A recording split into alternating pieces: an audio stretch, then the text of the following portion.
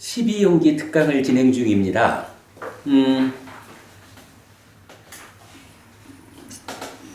12용기라는 것이 개념적으로 내가 세상을 상대로 살아가는 가운데 어디에 어떤 문제가 있어서 괴로움이 생겨날까?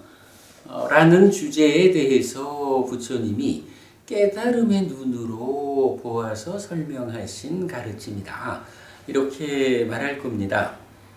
내가 세상을 만나는 이야기다 보니까 12용기를 해석하자라고 하면 무엇보다도 중요한 것은 내가 누군지를 알아야겠다라는 거죠. 그런데 내가 누구냐를 알기 위해서는 이 내가 혼자 오롯이 서 있는 것이 아니라 세상을 만나는 세상과의 관계 가운데에 나라고 하는 존재가 있다. 이런 삶의 특성이 있기 때문에 세상을 이해하지 못하고는 나를 말하기가 어렵다. 라는 형편 때문에 우리가 12용기 특강을 순서를 그렇게 잡았죠. 세상이 무엇일까? 그래서 세상과 관련한 경전의 많은 이야기를 직접 소개하는 시간을 가졌고요. 이어서 그렇다면 그 세상을 만나는 나는 누구냐? 라는 주제로 이어졌죠. 그래서 나는 누굴까에 대한 부처님의 답변은 세 단계로 확장되더라. 첫 번째로는 몸과 마음이다라고 나를 정의하는 유신, 사카야라는 교리 용어가 있다. 그래서 어쨌든 나는 몸과 마음이다. 그것이 한 단계 확장이 되면 몸과 마음이 그냥 있는 것이 아니다. 마음이 몸과 함께 세상을 만나는 이야기, 마음이 몸과 함께 살아가는 삶의 과정이 있다. 그런데 이 삶의 과정이 각각 흔적을 남기고 그 남겨진 흔적이 쌓여가지고 어떤 무더기를 이루는데 이제 부처님께서 정의하시는 바로는 그 몸과 마음이 몸과 마음이라는 이 첫 단계의 내가 지금을 산다라는 것에 의한 삶의 과정이 남기는 흔적들, 그 무더기, 이게 더해지면 색수상행식 오온이라는 삶의 과정의 무더기가 생겨나는데 거기에 대해서 집착이라는 게 작용하면 색치온, 수치온, 상치온, 행치온, 식치온이라고 해서 5가지 집착된 무더기가 있다.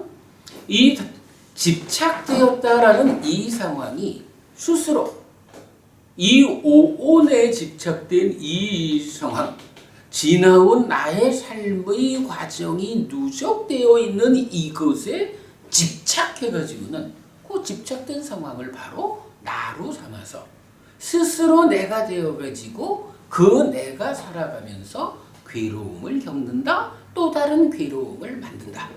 이렇게 설명하는 게 나는 누구냐에 대한 두 번째 단계 오치원이었죠. 그런가 하면 오치원이라는 곳이 이렇게 지난 삶의 과정이 쌓여있는 그 누적된 삶에 대한 집착이다.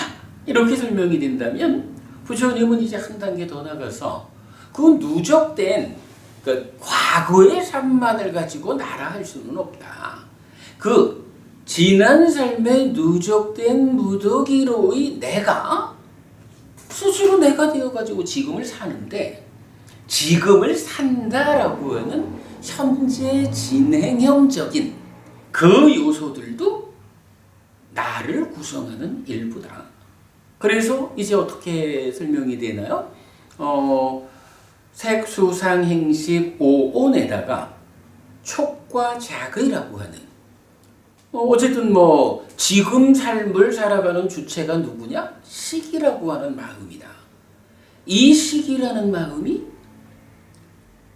지금 대상을 경험하는 것으로의 수를 대상으로 인식하면서부터 행위라고 하는 지금 삶이 진행된다. 그래서 나는 누구냐라고 설명하려면 이런 누적된 것으로의 오치온에다가 지금 삶의 동력, 새로운 식을 만드는 것으로의 자의, 그리고 경험을 만드는 것, 경험수죠. 경험을 만드는 것으로의 촉. 요 두 가지를 더해주면, 아하, 누적된, 그러니까 지난 삶에 누적된 것으로의 내가 지금을 사는 현재 진행형으로의 내가 정의되는, 요게 세 번째 단계로서의 나였던 거죠. 그래서 나는 누구냐라는 이 질문에 대해서는 유신이다. 이것이 오치온으로 확장되고 다시 식과 명색으로 확장된다. 이렇게 세 단계로 답을 보았던 거죠. 그런 상태에서 그렇다면 세 단계의 나에 대해서 우리가 구체적으로 알아야겠다 해서 첫째로 유신, 몸과 마음이다 라고 말하는 유신은 무엇일까? 라는 공부를 지난주에 했죠. 지난주에 유신에 대한 이야기 충분히 설명되었고요.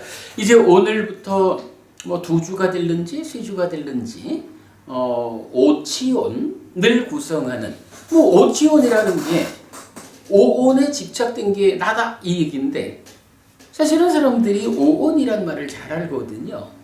오치온도 잘 알고, 오온이 뭐야? 이러면 색수상행식입니다 라고 잘 알거든요. 그런데 이제 정작 그렇다면 그 오온을 구성하는 5가지, 구체적으로 색이 무엇이? 이렇게 물으면 답하기가 좀 어렵죠. 구체적으로 수가 뭐지? 상, 행, 식, 이게 뭐지? 라고 질문하면 구체적인 답이 어렵다고요. 자, 오늘부터 한 2주, 길면 3주까지 오온에 대해서 색수상행식 오온은 구체적으로 무엇일까? 나를 구성하고 있는 이 5가지 무더기는 구체적으로 어떠한 것을 말하는 것일까? 그 공부를 진행하도록 하겠습니다.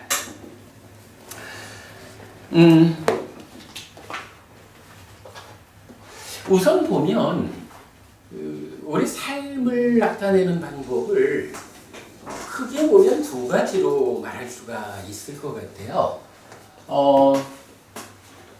어쨌든 중생의 삶이니까 괴로운 삶이죠. 그래서 부처님은 중생인 내가 세상을 만나면서 살아가는 과정에 어디에 어떤 문제가 있으면 괴로움이 생길까? 이 주제로서 삶을 설명하고 있거든요. 그죠? 삶이 설명되어야 그 삶의 과정에서 괴로움이 생겨남을 말하죠. 이제 그 과정을 말할 때 가장 중심에 두는, 무엇 때문에 삶에서 괴로움이 생길까? 라는 그 중심에 2가지를 부처님은 말하죠. 어떤 2가지가 있을까요? 왜 괴로움이 생겨나? 가래라는 것이 있죠. 그리고 더 깊은 곳에 무명이라는 게 있죠. 삶을 설명하는 방법이 대표적으로 2가지를 말할 수가 있어요. 우리 삶의 아주 내면 깊은 영역이 있어요. 그러면 여기에 이 깊은 영역에서 가래라는 것이 만들어져요. 그러면 이 가래라는 것과 관련해서 우리 삶이 사라지거든요. 그런데 이 삶이라는 것이 우리가 계속 말하는 거지만 몸하고 마음이 생존기간이 다르다. 생존기간의 불균형 때문에 이 몸이 살아있는 동안에는 그냥 함께 살아가고 있으니까 별다른 걸 생각할 필요가 없죠. 그런데 생존 기간의 불균형이라는 것 때문에 때로 어떤 문제가 생겨요. 마음은 죽지 못하는데 몸이 죽는 이런 일이 생기죠. 이런 사건을 뭐라 하냐 하면 죽음이다 이렇게 말하고, 죽으면 마음이 몸 혼자 있을 수 없기 때문에 죽는 그 순간 새로운 몸과 만나서 다음 생이 시작된다. 이거 태어난다라고 말하고 윤회한다라는 거죠. 뭐 이제 그런 삶을 설명할 때 기본적으로 중심에는 가래라고 하는 거, 이 가래를 놓고 삶의 과정을 설명하는 방법이 색과 식에 의해서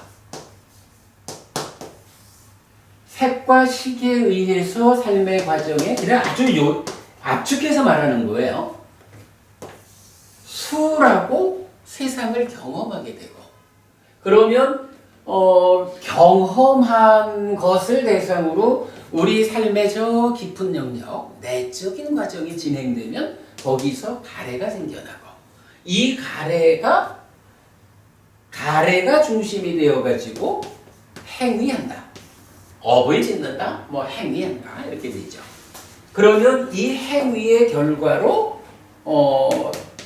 식이 아까 흔적을 남긴다 그랬지만 중생 세상에 머문다라고 부처님 표현하는 식이 머물고, 이 식이 와가지고 다시 앞에 있던 식의 무더기에 쌓이는 이런 모습을 보여주죠.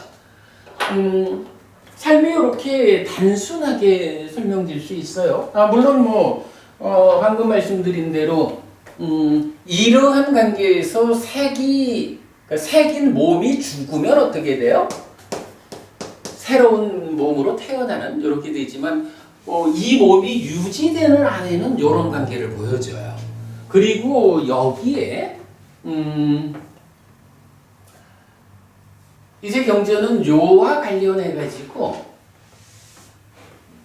네 가지의 어떤 요소를 가지고 이러한 중생으로의 삶을 도와준다, 유지한다, 도와준다 이런 표현을 쓰는데, 그렇게 이 중생의 삶을 유지해주는, 중생의 삶을 도와주는 것으로 네 가지 자량이라는 교리가 나타나요. 사식인데 요게 단식이라고 해서 이제 덩어리진 음식, 덩어리진 자량 이런 표현을 쓰고, 그 다음에 촉식, 의사식, 식식 이런 네 가지의 중생으로의 삶을 유지시켜주는 자량이 있다 이렇게 말하는 거거든요. 이때 이 단식의 위치가 어디냐 하면 여기에요. 몸과 마음이 함께해요. 요 몸만을 말하는 게 아니라 몸과 마음이 함께해서 세상을 만나는 단식은 거친 단식, 미세한 단식 이래가지고, 거친 단식은 그야말로 몸을 유지하기 위해서 우리가 밥을 먹는 이것도 포함하고, 그러나 마음이 몸을 접점으로 세상을 인식하는 요것도 단식에 들어가거든요. 그래서 단식은 색과 식이 함께하는 요 자리. 그 다음에 촉식이라는 것은 촉해서 술을 만든다 라고 하는 요 자리가 촉식이 돼요. 그런가 하면 의사식이라고 하는 것은 이게 말이 그대로 의사예요. 만호의 의도. 근데 의도가 곧 업이다 이렇게 말하죠. 그래서 이 행위하는 이 자리가 의사식이 되고요. 그 다음에 이렇게 의사식의 과정에서 식이 머물면 이 식이 와서 쌓여가지고 여기서 우리 이제 하여간 요 상태의 명색이란 말을 쓰죠. 명색을 만드는 요런 식이 머물러서 삶을 연장시키는, 확장시키는 요런 자리를 식 이렇게 쓰거든요. 그래서 가래라고 하는 것이 이렇게 삶의 내면의 과정의 결과로 만들어졌다. 이 가래를 원인으로 하는 거, 가래를 근원으로 하는 거, 가래의 위에서 중생으로의 삶을 유지해주고 중생으로의 삶을 도와주는 이러한 네 가지 자량이 있다. 이렇게 말하거든요. 우리 박고부님 아주 많은 관심을 갖고 계신 별이죠. 근데 이게 초기 불교가 이제 뭐 한국에서 이렇게 많은 관심을 못 받았죠. 그러다 보니까 불교학자 가운데도 사식이라는 이 교리를 모르는 분들이 많더라고요. 근데 니카야에서 나타나는 교리적 비중으로는요, 이 사식이 굉장히 중요해요. 예를 들어서 마치마 니카야 9번 정견경에서는 바른 견해를 네 가지, 네 단계로 제시하는데 첫째가 업이에요. 탐진치를 뿌리로 십악업이 지어지는 것은 불선이다. 무탐부진 무치를 뿌리로 십선업이 지어지는 것은 선이다. 이 부분이 바른견해의 1번이면 바른견해의 2번이 사식으로 나와요. 사식을 알아야 된다. 이렇게 나오거든요. 바른견해의 3번으로 사성제가 나와요. 그리고 바른견해의 4번으로 12연기의 각지분, 그 끝에 무명과 번뇌의 서로 조건들까지 이래 나오거든요.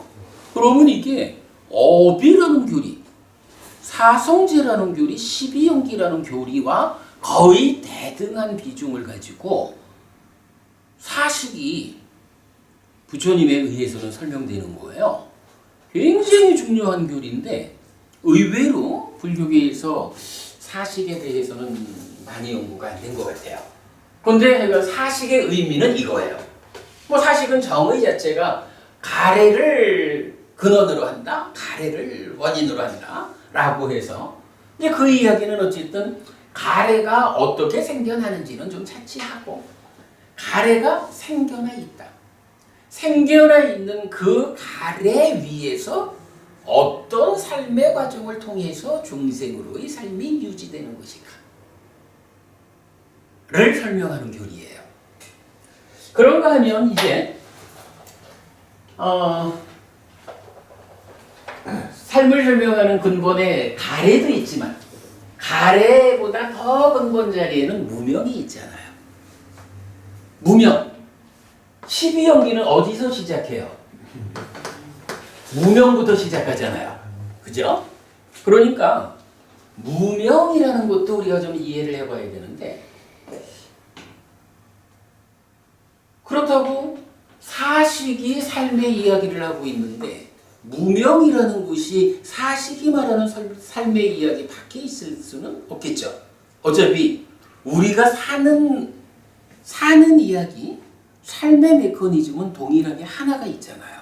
부처님에 의해서 설명된 하나의 메커니즘이 있거든. 근데 그거를 사식은 가래라는 것을 전제해서 가래가 어떻게 생겨나는지는 일단 좀 유보하자. 일단은 가래가 생겨났다라는 중생의 삶 위에서 어떻게 우리가 괴로움을 만들지 않도록 대응할까? 이게 사식이라면 이제 그 교리의 완성은 어디에 있겠어요? 바로 어떻게 가래가 생겨나는 것일까? 그죠?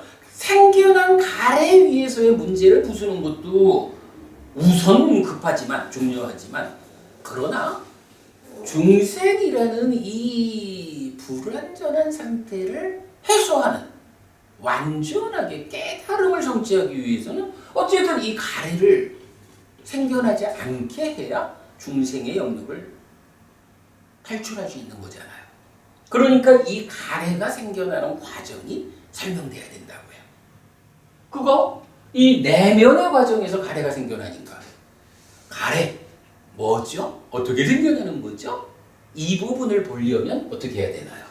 이 내면의 과정이 설명돼야 되겠죠. 뭐 우리가 뭐 이제 삶의 메커니즘 교재의 뒷부분에 가서 상세하게 공부할 거니까 두고 어쨌든 이제 이렇게 보면 이 가래가 생겨나는 요 내면의 깊은 높은 영역에 12연기적으로 말하는 두 가지가 들어있어요. 여기에 무명하고 행이라고 하는 두 가지가 들어있어요. 물론 행은 경전이 정의하는 거는 그러니까 몸을 만드는 것도 행이고 말을 만드는 것도 행이고, 그러니까 이 행위의 영역에도 있지만 근본적으로 마음을 만드는 것이 중요하죠. 마음을 만드는 과정으로의 행이 요 안에 있는 거예요. 그래서 이제 이런 과정이 설명되고, 물론 경전은 요 자리에 자 이렇게 놓고 보면 무명으로부터 출발해가지고 가래가 생기는 것이 내면에서 설명된다 이렇게 말을 하겠죠. 근데 사실은 요 무명이라는 요것도 이거 원래 있는 거면 안 되잖아요.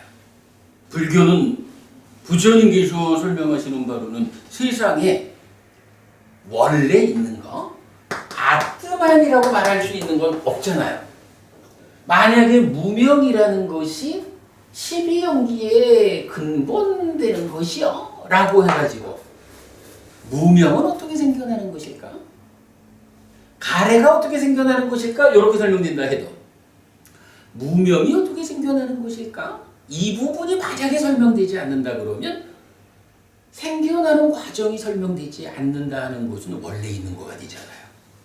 그러면 무명이라고 하는 게 다른 종교에서 말하는 아트만이 무명이다 이렇게 말을 해야 될 거고, 창조주가 무명이다 이렇게 말을 해야 될 거고, 이러면 곤란하잖아요. 무명은 어떻게 생겨나는 것일까 하는 부분이 설명돼야 되는데, 방금 제가 맞지마니까요 9번 정견경 말씀드리면서 12연기의 그 끝에는 무명과 번뇌의 서로 조건됨까지도 나온다 그랬죠. 그 얘기는 뭐냐 하면 무명이라는 것이 번뇌의 조건되었다라는 거거든요. 그 얘기. 무명은 어떻게 생겨나는 것일까? 번뇌에서 생겨나는 것이다. 이 얘기를 담고 있는 거죠. 그래서 무명이라고 하는 12연기의 근본 지분도, 최초의 지분도 번뇌라는 것을 조건으로 생겨나는 것이다. 무하다. 이렇게 설명이 되는 거예요. 그리고 마찬가지 그렇다면 번뇌는 어디서 생겨날까? 할 때 무명과 번뇌가 서로 조건된다라는 이야기는 뭐예요? 번뇌는 무명을 조건으로 생겨난다. 물론 이제 우리가 뒤에 메커니즘을 공부하다 보면 이렇게 오는 게 아니라 이 무명으로부터 전개되는 삶의 과정에서 이렇게 번뇌가 생기는 걸 이제 보게 되지만, 어쨌든 이제 그런 생겨나는 과정이 설명되고 있다라는 것을 알 수가 있어요. 자, 이렇게 놓고 보면 번뇌라고 하는 데서 출발해서 무명이라는 것이 무언가 삶의 과정에서 생겨나서 괴로움을 만드는 출발자리구나. 무명이 12연기의 1번이라고 하는 거, 이렇게 그러니까 삶의 과정에서 어떤 것에 의해서 생겨난 것의 출발이구나. 이렇게 보면 되죠. 그래서 이제 이렇게 가는데, 근데 이제 이 자리를 가만 놓고 보면 어때요? 사식으로 설명할 때는 이 자리 단식, 촉식, 의사식, 식식 이렇게 보았는데, 번뇌라는 요걸 하나 놓고서 12연기라는 또 다른 측면을 한번 봐보자 라고 하면 이제 새로운 설명이 하나 필요한 거예요. 이때 교리적으로 뭐가 나타나냐 하면 여기에 오온이 나타나는 거예요. 자, 오온 뭐죠? 색, 수, 상, 행, 식이잖아요. 사식하고 오온하고가 사실 어떤 차이를 보여주느냐 하면, 사식에서는요, 단식이란 이름으로 색과 식을 붙잡고 있었죠. 촉식이란 이름으로 수를 붙잡았잖아요. 의사식이란 이름으로 행을 붙잡았거든요. 식식이란 이름으로 또 식을 붙잡았거든요. 사식, 네 가지 자량이라는 것은 삶의 과정에서 볼 때 표현을 바꾸면 색, 수, 행, 식 네 가지 온과 관련된 거예요. 그죠?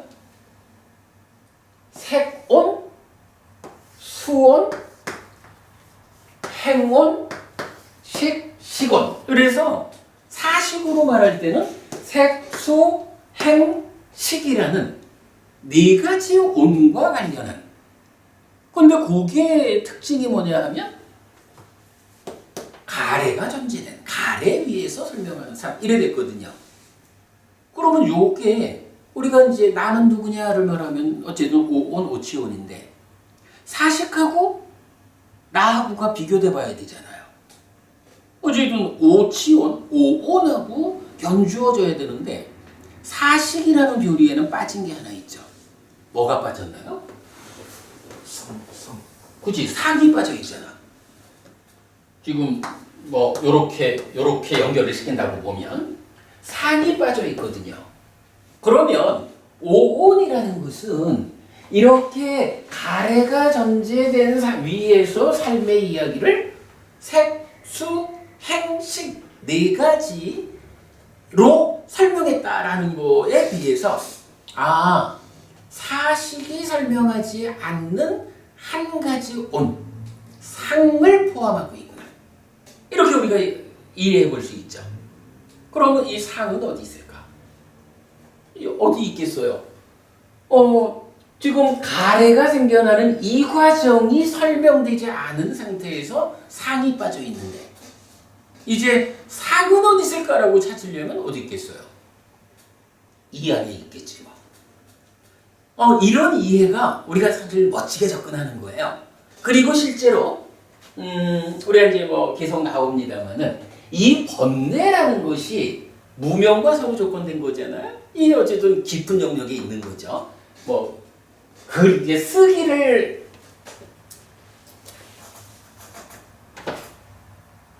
이렇게 표현을 해주죠. 안에 있는 거예요. 근데 이 번뇌가 무엇이냐? 사실은 108번뇌 얘기를 하고 뭐 이래야지만 번뇌의 정체가 무엇이냐 이러면 참 잘 모른다고요. 근데 우리 교재에는 그 번뇌가 구체적으로 이거 상이다. 상이 중생이라는 제한된 삶의 영역. 그래서 병들어 있는. 아라한의 상은 병들지 않은 거예요. 그런데 중생에게서 상은 어쨌든 온전하지 못한 상태로 작용하고 있다고요. 그러니까 중생이죠. 그렇게 병든 상을 부르는 다른 호칭이 번뇌다. 요거를 사실은 뭐 제가 공부하는 과정에서 번뇌가 상이어야 한다라는 것을 뭐 상이 잠재하는 거 뭐 다양한 이런 공부 과정에서 찾아낸 거죠. 번뇌가 상이 병든 거다. 이랬는데 공부가 좀 더 진행되다 보니까 박고은님 그죠? 상이 번뇌다라고 하는 것, 거꾸로 번뇌가 상이다라고 하는 것을 직접 말해주는 경전을 찾았다고요. 그게 경전이 있어요. 맞지마니까야 121번 공에 대한 자근경에서 지금 제가 만드는 이 교재 후반부에서 이거 다 지금 담고 있거든요. 번뇌가 상이다라고 하는 것을 직접 말해준다고. 그렇게 그런 경전들을 찾아내면 이제 바로 이거 번뇌가 상이다라는 것을 우리가 확정적으로 쓸 수가 있는 거예요. 그러면 이 얘기가 되죠. 사실 네 가지 자량에서는 이런 연결관계로 볼 때 상을 포함하지 않고 있는데 오온에서는 오온은 당연히 상이 있는 거란 말이에요. 그럴 때 이 상이 무엇냐라는 거를 보니까 상은 번뇌야. 이렇게 된다면 상이라는 것은 나의 저 내면에서 중생이라는 제한된 삶을 사는 과정에서 가래를 만드는 그 자리에 있구나. 이걸 우리가 알 수 있는 거죠. 상의 자리가 어디냐. 결정적으로 맞지마니까야 121번 공에 대한 작은 경에서 번뇌가 상이다라는 부분을 직접 말해주는 것을 우리가 확인함에 의해서 바로 이런 사식이 설명하지 않는 상이라는 것이 바로 가래를 만드는 그 내적인 과정에서 작용하는 것이다. 번뇌라는 이름으로 이걸 알 수가 있죠. 우리가 깨달음을 말할 때 알아간다는 마지막 과정이 뭐예요? 누진명 또는 누진통 이러죠. 번뇌를 부수는 과정이거든. 번뇌가 부수어진다라는 거 이 맥락에서 보면 다른 말로 하면 어떻게 돼요? 병든 상을 치료하는 것이다. 아유 멋있죠. 요즘 세상에 가장 인기 있는 표현이 뭐냐 하면 이 뭐 어디를 가든 다 힐링이요. 힐링 명상이요. 불교적으로 힐링의 끝이 어디냐? 힐링이 치유잖아요. 힐링의 완성 자리가 어디냐? 바로 번뇌를 부수는 일, 병든 상을 치유하는. 그래서 우리 메커니즘에 보면은 요 상 해가지고 치유라는 말을 직접 쓰고 있거든요. 이런 번뇌를 상의 병듦을 치유하는 번뇌를 부수는 일이 힐링의 완성이에요. 그럼 이거요. 상의 병듦을 치유한다. 번뇌를 부순다. 그래 이게 치유니까 힐링이거든요. 이 힐링하는 방법은 어떻게 이거 할 수 있을까? 이 방법 뭘까요? 어떤 방법이 있어서 병든 상을 치유하는 것일까? 번뇌를 부수는 것일까? 깨달음을 성취하는 것일까? 요 자리를 직접 알려주는 수행 방법이 있는데 사념처는 요구하기 위한 준비 과정. 사마타 위파사나. 보면 우리가 이제 뒤에 다 공부할 건데요. 요 자리까지가 사념처가 미치는 영역이야. 그리고 그 사념처의 완성 상태에서 마무리로 완성되는 요 자리가 요 중간 자리 여기에 사마타가 있고 최후에 상의 병듦을 치유한다, 번뇌를 부순다라는 고의를 하는 수행이 그게 윗바사나야. 그래서 불교 수행이 사념처, 사마타, 윗바사나라고 설명되는 거거든요. 윗바사나에 대한 요런 이게 굉장히 중요합니다. 사실 오랜 세월 불교가 글쎄 그거를 꼭 청정도론만으로 책임을 물을 수 있는 것은 아니겠지만 전반적으로 이런 그 삶에 대한 이야기에 오해된, 그러니까 잘못된 해석이 오랜 세월 내려오다 보니까 요새도 여러분 밖에 나가면 윗바사나 수행 많이 하죠. 윗바사나 수행을 하고 그 다음에 사마타로 가볼까? 이런 이야기도 하고 이래야 하는데 부처님이 사용하는 사념처란 말하고 사마타라는 말, 윗바사나라는 말이 요즘 시중에서 사용하는 말하고 달라요. 그래서 우리가 경전대로 수행하기 이런 말을 하는 거거든요. 깨달음으로 가자, 아니면 깨달음까지는 못 미쳐도 우리 삶의 질을 향상하자, 행복해지자에 대한 가장 효과적인 방법이 뭐냐 하면 부처님이 알려주는 사념처, 사마타, 윗바사나거든요. 이거요. 정말로 그 효과를 제대로 보려면 부처님이 알려주신 그대로 해야 되거든요. 그거 하려면 삶이 이렇게 설명되지 않으면 윗바사나 뭔지 모른다고. 그래서 우리가 얘기하는 거죠. 마음이 몸과 함께 세상을 만나는 이야기가 삶인데 이러한 이야기 가운데 어디에 어떤 문제가 있어서 괴로움이 생겨날까? 이거 부처님 설명하신 게 12연기라고. 그 문제의 자리자리에 어떻게 대응하면 괴로움이 소멸할까? 이게 팔종도라고요. 이게 수행이라고요. 이 부분에 대한 명확한 이해가 필요해요. 앞으로 우리가 이제 바꿔나가는 내용이죠. 자, 이건 뭐 이제 그 참고로 그렇게 말씀드렸고, 자, 이렇게 놓고 보면 어떤가요? 삶을 말하는 데는 사식이라는 방법으로 번뇌로부터 출발해서 가래가 생겨나는 요 내면의 깊은 영역은 일단 좀 유보하고 이 과정의 결과로 생겨난 가래 위에서 삶을 설명한 것은 사식이다. 그런데 그거는 좀 불완전하다. 왜냐하면 어쨌든 가래가 생겨난 상태에서 삶을 설명해가지고는 깨달음으로 갈 수 없다. 그렇다면 이 가래가 어떻게 생겨나는 것일까 하는 그 과정까지가 설명돼야 하는데 그 과정 안에 보니까 상이 있더라. 이 상이 포함되니까 오온이 되더라.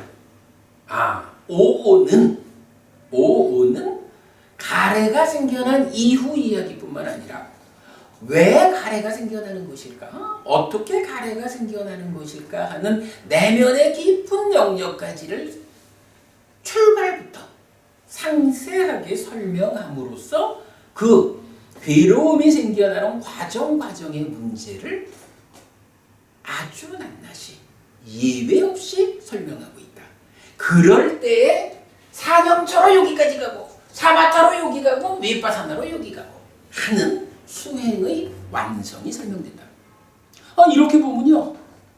우리가 왜 저 수행 이야기하면 염호, 이탐, 소멸 이야기가 완성의 자리로 나오잖아요. 요 자리가 염호예요. 요 자리가 이탐이에요. 요 자리가 소멸이에요. 수행을 그냥 뭐 가래라고 하는 중생의 상태에서 우리가 좀 괴로움을 가라앉혀보자. 요렇게 생각한다면 네모 안의 이야기 주목하지 않아도 되거든요. 그런데 정말로 내가 이 불완전한 중생의 삶을 청산해야겠다, 깨달아야겠다라고 온전하게 목적을 설정하면 저 네모 안의 이야기를 빼고는 못 가는 거예요. 왜? 그 안의 이야기가 설명되어야 염호, 이탐, 소멸을 통한 해탈이 이루어지거든. 그래서 그 부분을 알아야 되는데 그 부분을 설명하면 상이라고 하는 개념이 동원돼서 오온이 나온다. 이 부분을 우리가 이해하는 거예요. 자, 이 이야기를 하는 이유는 뭐냐 하면 이 박스 안에 뭐가 들어있어요? 번뇌라는 것이 근본적으로 작용을 하지만 삶의 과정에서 생겨난 것의 출발, 무명, 행 두 가지가 있죠. 12연기에서 무명과 행을 빼면 뭐가 되죠? 십지연기. 그죠? 식부터 노사까지 가는 십지연기가 되잖아요. 여기 생하고 노사 이렇게 연결되는 거죠. 그러니까 이 설명에 의하면 사식이라는 것은 사식은 어떤 교리하고 연결이 되나요? 예, 여기서 이게 십지연기하고 연결이 되는 거예요. 그러면 오는 뭐랑 연결이 되는 건가요? 그죠? 왜냐하면 그 아래 행과 무명이 함께 설명되니까. 그래서 십지연, 12연기다.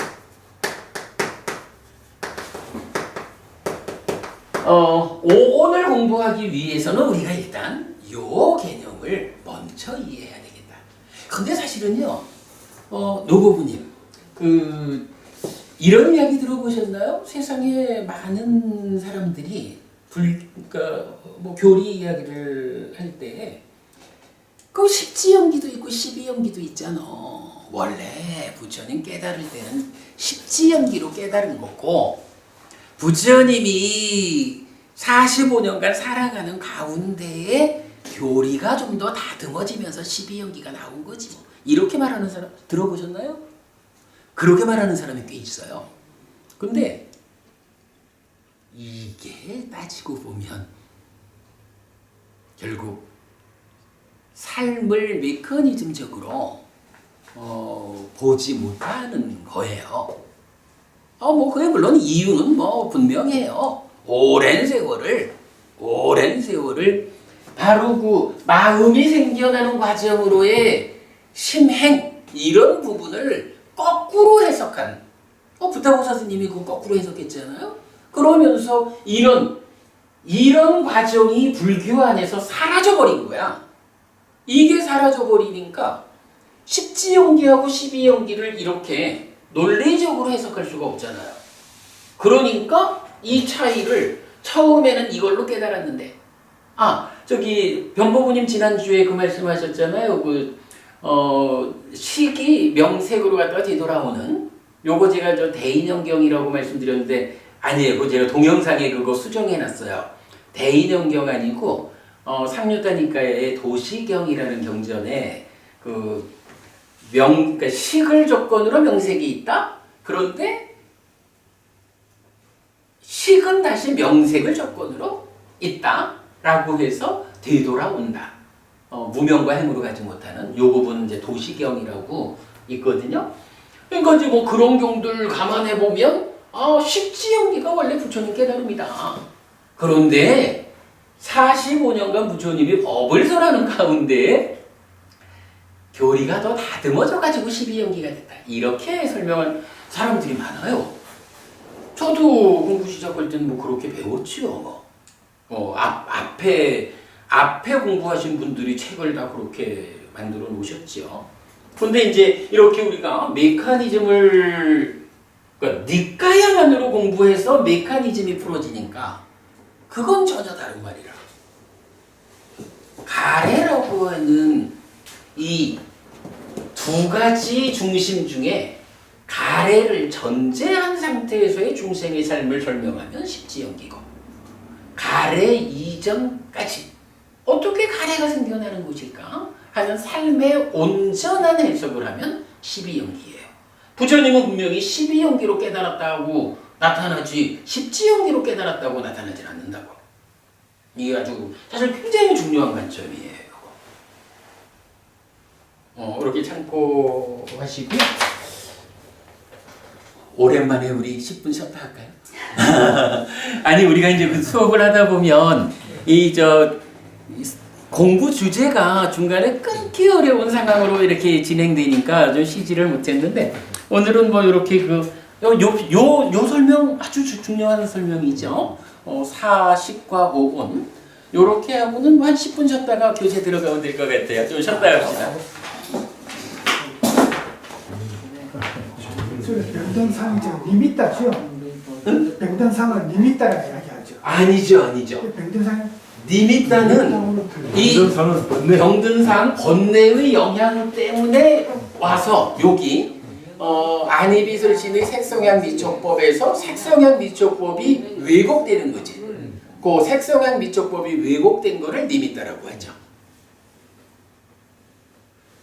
상이 병든 거는 뭐 그냥 번뇌고 잠재 성향이고 그렇죠. 왜 제가 말씀드린 예전에는 제가 필기를 보니까 병등상은 니미따 이렇게 필기한 적이 있었어요. 그랬나요? 예, 옛날 강의가 있었습니다. 그렇다면 그건 예. 제가 실수한 거죠. 그래. 그랬다면 그건 제가 실수한 거죠. 병등상은 니미따라 표시해가지고. 그건 제가 실수한 걸 거예요. 그래서 내가 이 생각이 들었어요. 그렇구나. 잘 지적해 주셨습니다. 너무 좋은 거 아닙니까? 그렇게 그냥 딱 필기한 게 머리에 너무 좋습니다. 옛날에 탁 찍어주세요. 그럼요.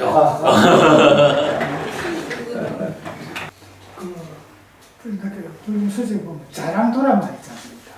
자량도. 자량도. 네, 그 이제 니까에 나와서 뒤집힌다 그런 개념이. 아마 자량도라고 하면 자량을 자량을 그 해소하는 있습니다. 도 이런 거겠지? 네. 아니 자랑 그 자량을 소멸하는 길이 뭐냐, 실천이 뭐냐라는 거 나오지. 이건 8정도가 그거다라고 나오지. 그리고 예. 그러니까 그런 부분이 있네. 그럼. 자량이 원래는 실을 자량을 안 합니까? 아 그러니까 이제 그 아하라라는 단어가 있죠. 자랑을 복덕이라 이야기도 하기도 하고 양식 뭐 이런 식. 네. 식이죠, 식. 그러니까 사식. 요 아하라라는 단어를 식으로도 번역하고 자량. 예, 자량. 자량 또는 뭐 자양분 이렇게도 번역을 하죠. 쌀밑자로 자양분. 자량 아 여기요? 그래. 뭐 이제 이런 식으로 번역을 하는데 뭐 번역의 차이지 뭐. 그래서 이제 강목 스님은 주로 사식하면서 음식이라고 우리말로 쓰고, 전재성 박사님은 주로 자양분이라고 쓰고, 저는 이걸 자량이라고 번역하고 있고 그렇죠. 근데 전부 이게 뭐 단식이라 해도 정신적인 방해 식사 아닙니까? 아니 근데 이제 요 단식이라는 이거는 저기 분명히 아셔야 되죠. 단식은 거친 것과 미세한 것 두 개가 있는데 이 거친 단식이라는 것은 말 그대로 그러니까 이제 단식이라는 말이 이게 덩어리 단자예요. 그러니까 덩어리진 거거든. 그러니까 우리가 밥을 먹는다, 지금 제가 우유를 마셨다 이런 물질적으로 몸을 만드는 게 거친 거라고요. 그런가 하면 미세하다라는 요거는 뭐냐 하면 인식. 안이비설신의 색성향 미촉 법을 이게 이제 이렇게 이제 인식을 하는 거잖아요. 이때 색성향 미촉이라는 게 촉은 이게 아함에서 보면 이게 4대와 4대 조색으로 나오죠. 그리고 색성향 미 이거는 물질은 물질인데 다 4대 조색이라고. 그러니까 4대 조색이라는 이게 뭐냐 하면 4대가 결합한 거잖아요. 결합했다라는 의미가 이게 덩어리란 말이거든요. 그래서 이게 단식이에요. 그러면 안과 색을 조건으로 안식이 있다라는 요런 인식작용이 뭐냐 하면 색을 받아들이는 거야. 그래서 안으로 색을 대상으로 인식해서 안식을 만들어야 이 안식이 생겨나야 중생의 삶이 유지되잖아요. 그러니까 단식 중에 미세한 단식이라는 것은 이게 뭐 밥 먹는 것처럼 이런 거친 단식은 아니지만 색성향 미촉이라고 하는 촉 중에서 4대 빼고 4대 자체는 요소지 덩어리진 게 아니니까 그만큼에 대해서 인식작용을 통해서 받아들여서 식을 만드는 요거를 미세한 단식이다. 이렇게 말하는 것으로 봐야죠. 그래서 지금 제 말씀처럼 모두가 다 이 마음 영역 아니냐라고 하면 그건 좀 곤란해요. 이 거친 단식은 분명히 우리가 직접 밥을 먹지 않고는 이 몸을 유지하지 못하는데 몸이 유지되지 않고는 중생의 삶을 유지할 수 없다고요. 그래서 그 부분도